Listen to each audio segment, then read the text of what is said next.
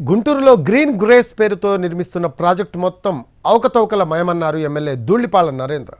5 అంతస్తుల నిర్మాణానికి పర్మిషన్లు తీసుకొని 18 అంతస్తుల నిర్మాణాలను కడుతున్నట్లు తెలిపారు. దీనికి కౌంటర్ ఇచ్చారు అంబటి మురళి. తమ దగ్గర అన్ని అనుమతులు ఉన్నాయన్నారు. అవసరమైతే మున్సిపల్ కార్పొరేషన్కు ఫిర్యాదు చేసుకోవచ్చని చెప్పారు ఆయన. 5 ఫ్లోర్లతో పర్మిషన్ తీసుకున్నారు. తర్వాత దాన్ని రివైజ్డ్ ప్లాన్ కింద 18 ఫ్లోర్లకు పెట్టారు.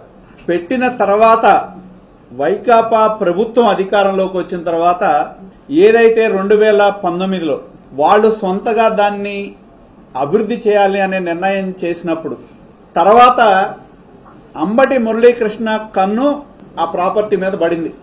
5 ఫ్లోర్స్కి తీసుకుని 15 ఫ్లోర్లు కట్టారన్నారు. వారం రోజులు గడిచి నిన్న పొన్నూరు వెళ్లేటప్పటికి 15 ఫ్లోర్లో 14 ఫ్లోర్లో 6 భాషలో అనుమతులు ఉన్నట్టుగా ఇండైరెక్ట్గా ఒప్పుకుంటూ సెల్లార్లు మాత్రమే 2టికి అదనంగా తీశారు అని అన్నారు. వారు బేసిక్గా సివిల్ ఇంజనీర్, నేను మెకానికల్ ఇంజనీర్. ఈ అనుమతులన్నీ ఫోర్జరీ అన్నారు.